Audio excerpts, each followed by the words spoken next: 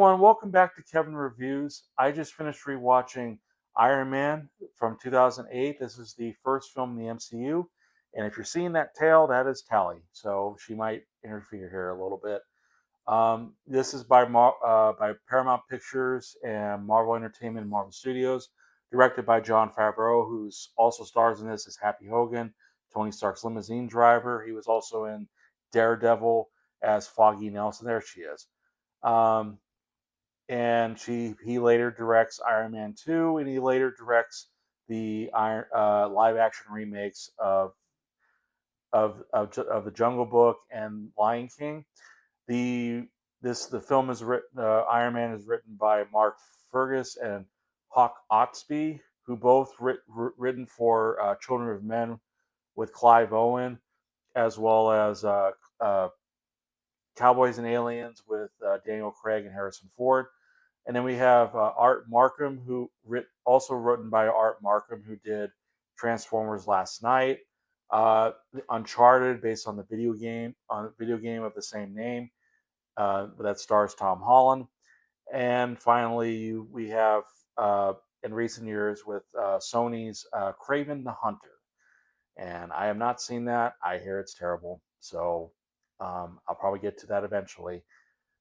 But in any case, first off, I wanted to do something new for this. I maybe should have done this earlier when I started Blade, but never crossed my mind. But maybe it's best to do it just strictly for the MCU purposes. Um, yeah, and I'm saying strictly for the MCU purposes.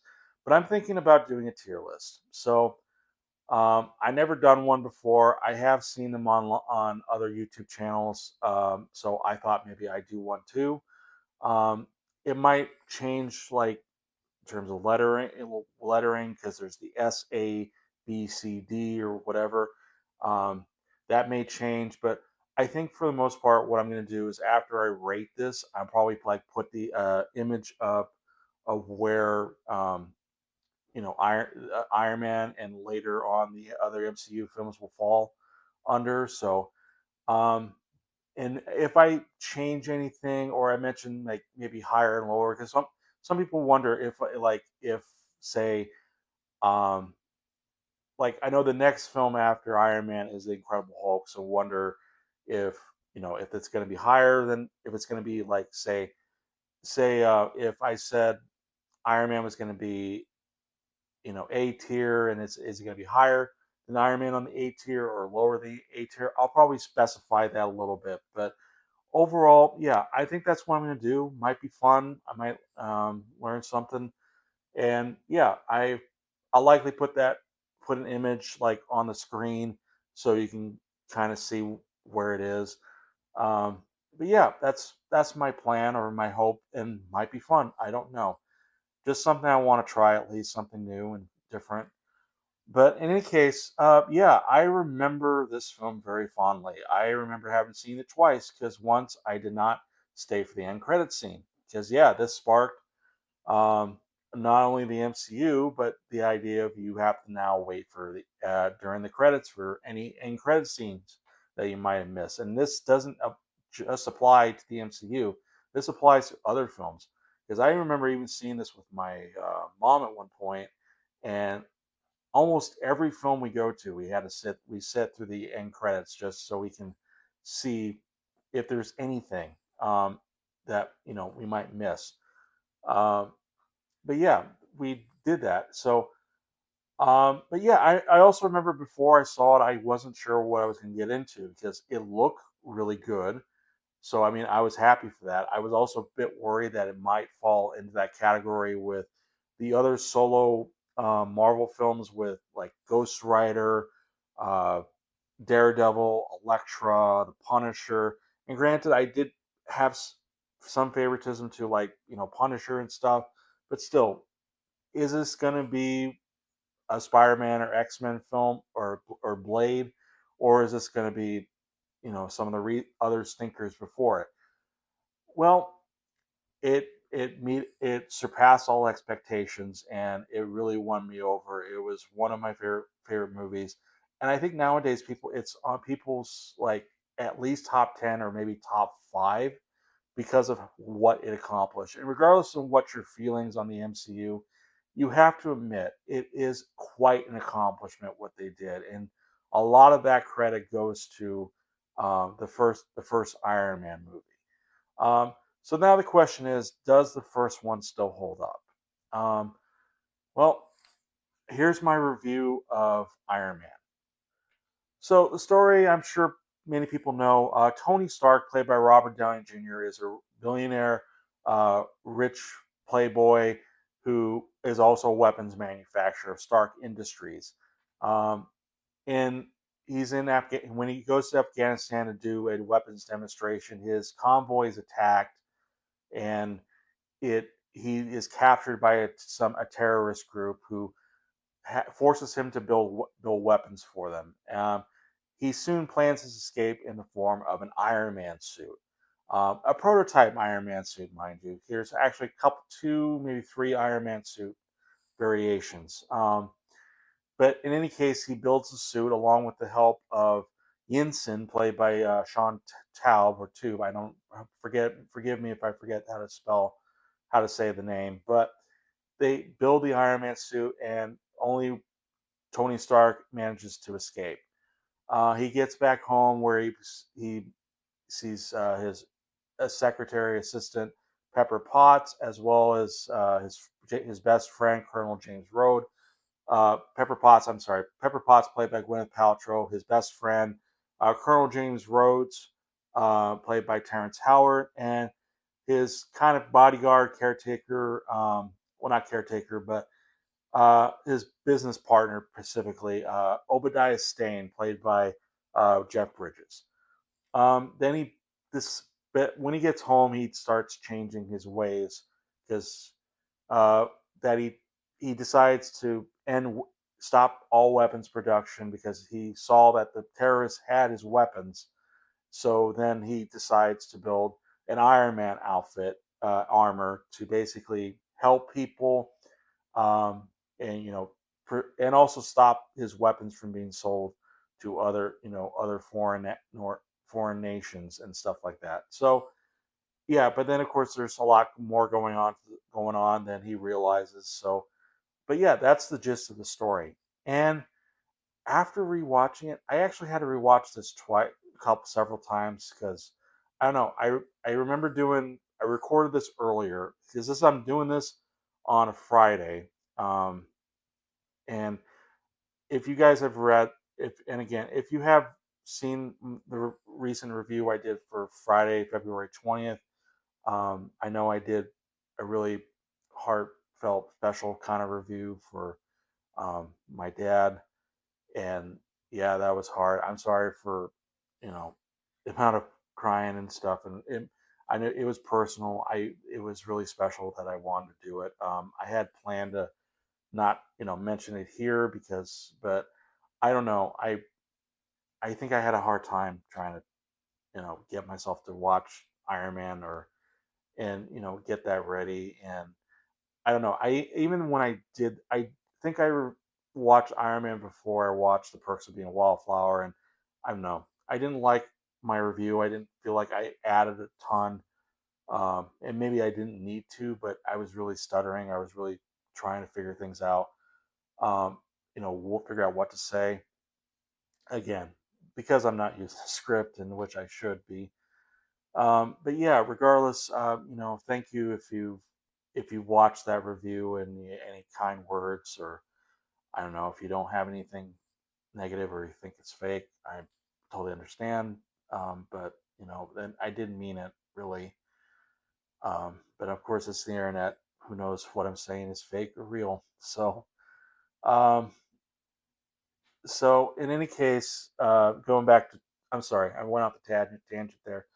But going back to Iron Man, um, there's I still really love this movie, um, overall, and so I'm actually recording this on my dad's birthday right now in the morning, so I can get this done and maybe have this out by Saturday. So yeah, if you're seeing this is Saturday, so yeah, that's the idea.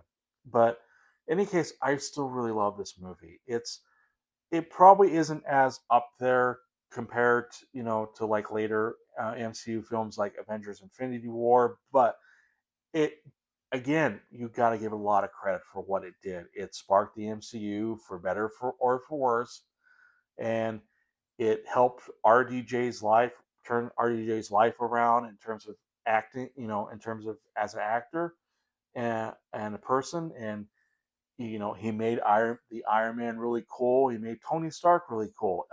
Tony Stark is a likable character, likable for how he changed things for the better, but he's also kind of a likable a-hole. And because he's snarky, he spouts one line so quickly that it's almost hard to like kind of keep up with him.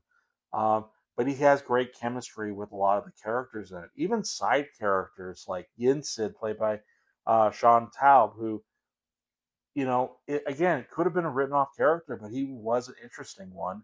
I mean, we don't know quite a ton. I mean, we got an idea of elements of it, and he does work off great. I think that's what's so great is the dialogue. And here's the thing: the script wasn't finished by the time the film released, so a lot of it was just ADR, or even moments where Tony Stark is reading. Robert Downey Jr. is wearing sunglasses during weapons demonstration, and he's reading from the cue cards actually. Um, Also, if I'm spouting these facts out, likely they're going to be from IMDb, because I do.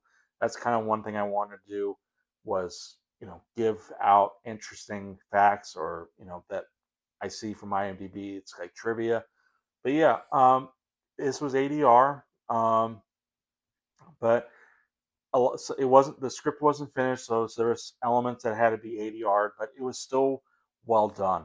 Um, but yeah, Tony Stark is great. Gwyneth Paltrow, I know there's a bit of controversy involving Gwyneth Paltrow in terms of her business she runs, but then not focus on that too much. But I think she does really well in here, and she has a great line that's I still laugh at. And this is like the introduction of when we first get to meet her. Um, and she kind of talks as similar to Tony, or is able to keep up with him. She really knows Tony well enough. Though at times she knows when to like really put her foot down and almost kind of like be, I don't know, maybe not. I'm not sure if I would use motherly or sisterly, kind of just like kick him, kick Tony and just say do this and do that, because she doesn't really have that much dominance, but she really knows when to kind of he puts him on a bit of a leash to know when to let him go, and at times let it kind of tell him to come back and stuff. Do your job basically. So I don't know if that's the right comparison to make, but that's my interpretation, I guess. But she really is a great character too. Don't know much about her history other than she helped work for Tony Stark, but still, she is a fun character. Terrence Howard as Colonel James Rhodes. I read that um, Jon Favreau wasn't when after the film was done. I think Jon Favreau wasn't a fan of Terrence Howard as James Rhodes, and fair enough if that's what he feels. And we got Don Cheadle as James Rhodes in Iron Man 2, which I would say he's better, but I will say I did like Terrence Howard's performance. I didn't think it was that bad, or maybe I missed something personally. But I thought he worked also well with with Robert Downey Jr. and characters. Um, Again, we don't know a ton about him, but they do have a pretty good friendship, I think. So I don't know. Maybe I missed something. If I did, I will still say Don Cheadle is quite better, a little bit better than Terrence Howard. So just so you know, but I also know about the controversy surrounding Terrence Howard involving he didn't wasn't paid enough, or he demanded more money or equal payment, similar to Robert Downey Jr. But he was denied that, so that's why they changed the actors. So yeah, I mean, and I think Terrence Howard was even difficult to work with, but I don't really know. Whatever's behind the scenes, it's over and done with, regardless, and regardless of any beef. So, yeah, I have to pause here. I'm sorry. Okay, now we have Jeff Bridges as Obadiah Stane. I probably a spoiler warning because he does become the villain in the film, and I did not expect him to be when I first saw the film because I didn't know. I never read any of the Iron Man comics, nor I think the most I know about Iron Man is through the Ultimate Alliance video game, and that's about it. In terms of Obadiah Stane, or he's later called Ironmonger, he's I don't know, he's not that quite an interesting character, but because it's Jeff Bridges and the way the writing is and the tone is supposed to be for him as well as for the other characters, I he is a pretty good villain. He used to work for his Tony Stark's dad, and while we don't see it initially, he does fall into that category of surprise villains. But whether that works or not, I don't think it entirely works. But I think because you have Jeff Bridges and the role, he is still a lot of fun. But in terms of the Ironmonger character, I don't think he's quite as interesting as, say, maybe later with when we had Iron Man 2 with Whiplash, played by Mickey Rourke, nor as I don't I'm not sure if I even want to go that far, but later on with Iron Man 3 when um, yeah, you know what? I'm not going to touch that just yet because I have quite a bit to say about that one. But yeah, suffice to say, I don't know. I think what we had as a surprise villain is good, not great. That's all I'm saying. Um, Action was fun, even for some. It's pretty minimal. It feels big and epic. Hi, Tally. Um, the CGI and use practical effects. I will say I really love the scene where Tony's escapes with the prototype Iron Man outfit, and because they use actual, I think they did really use practical effects and actually create the Iron Man armor. It took like over 400 pieces. I don't know if it's specifically for that particular armor or for the later armors, but regardless, it looks epic. It's still one of the best things of the best scenes in the film and probably in the MCU, as well as iconic scenes like Tony Stark blowing up a tank and he's just walking away. That's really awesome. That's quite an epic scene. Great cinematography. That I will say that. Again, action scenes are really good. CGI does hold up. The Ironmonger suit is also pretty good. It just looks like a bigger suit. So it's not as impressive, really. But regardless, it's still a lot of fun. That's another thing because the climax of the fat battle where Iron Man faces Ironmonger isn't quite as epic as it I think it could have been. But again, could have gone bigger, sure.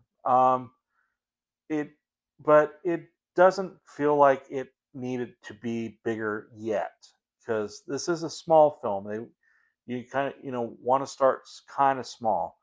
Of course, that kind of defeats the purpose of a line in uh, that Tony Stark says, like, uh, in order for you to run, to like walk, you got to run first. So, I mean, granted, that's one of the lines, and that could have been used in this one.